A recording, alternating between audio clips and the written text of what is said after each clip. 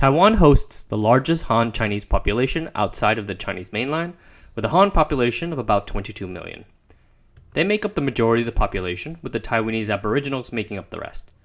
Yet at the same time, this Han majority has organized itself along clan and place of origin lines, mostly along when and where they first came to Taiwan. In this video, we're going to look at the major settler immigrations that brought the Han to Taiwan Island. America and Americans tend to classify people using racial lenses. In America, it's easier to do this because it's possible to trace your family origins. For example, you can trace John D. Rockefeller back to his ancestors who immigrated to the United States from Germany.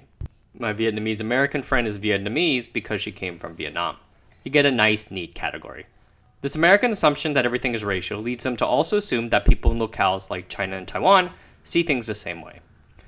For Han of Taiwan and mainland China, this racially based identity approach is not really going to work as well, because racially everyone is Han.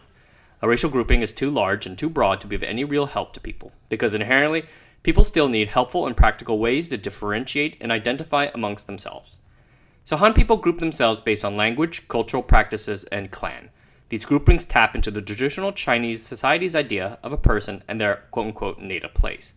For example, we can look at the Hakka, a clan of ethnic Han Chinese who stand apart from others based on their distinct cultural practices and dialect of Chinese. If you're interested in learning more about the Hakka, you can check out my other video. So let's start with the Han of Taiwan. Han Chinese settler populations came to Taiwan in distinct immigration waves throughout the past 400 years, which is historically quite recent. This history of Han Chinese immigration to Taiwan is well known, and genetic and family tree studies back up these histories. Han Chinese first came to Taiwan en masse in 1661 with the settlement of Chinese Fujianese soldiers in the Tainan area. They came again in a second big wave in 1684, settling in Pingtung and Tainan before expanding to what is now Kaohsiung and Chiayi. The third arrival of the Hakka Chinese Han ethnic minority out of what is now Guangdong. The Hakkas make up the third arrival of Taiwanese Han, arriving in 1788 to Miaodi, Hsinchu, and Taoyuan. They remain today very prominent there. People came to Taiwan for the same reasons that people would come to Alaska today or California during the gold rush, to get away from the bindings of the mainland, or to make their fortune. The types of people who would go there tended to be the poorest and the woolliest. Clashes between the Han settlers and the Aboriginals, as well as the Han settlers with each other, were common. Ever since the Qing acquired Taiwan, the island has been viewed as a frontier, a wild west of sorts that the Qing administrators saw as a hardship post, quote-unquote. A famous quote about the place went, "Every 3 years brings an uprising, every 5 years a rebellion." After the Japanese annexation of Taiwan at the turn of the 19th century, a large population of Japanese came to Taiwan to work in educated jobs. However, they were shipped back to Japan, totaling some 500,000 at the end of World War II when Taiwan was ceded back to China. The fifth big arrival of Han Chinese comes years later at the end of the World War II and the Chinese Civil War. Roughly 1 to 2 million Chinese mainlanders fled the Chinese communist takeover, or liberation depending on our affiliation, to Taiwan. They were mostly the mainland's educated intellectuals as well as its political and economic elite.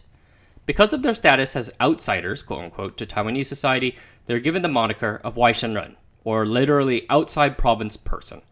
This is different from another word, Wai Guoren, which literally means outside country person, and Daluren, which specifically references mainlanders.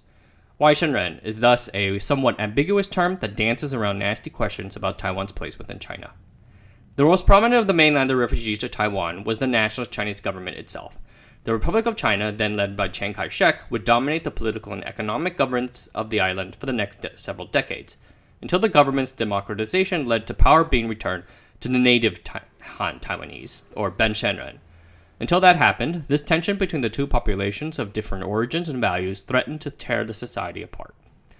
60 years of interbreeding as well as Taiwan's reconnections with the mainland have papered over the division somewhat. Those mainland Chinese refugees who felt disconnected and removed from Taiwan now have the option to fly back to the mainland to connect to their roots again or immigrate on to other countries like the States or Europe, as many have. These divisions and groupings within the Han Taiwanese society are not immediately obvious, and I have seen a few comments by people who said I should just call them all Chinese.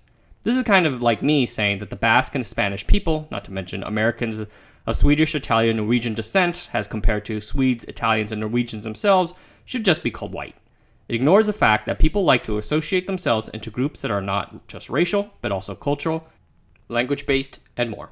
I thought it would be interesting to explore some of the reasons behind these divisions in this post, as well as point out the immigrant origins of the Han Chinese population in Taiwan. Alright, thanks everyone, have a good night.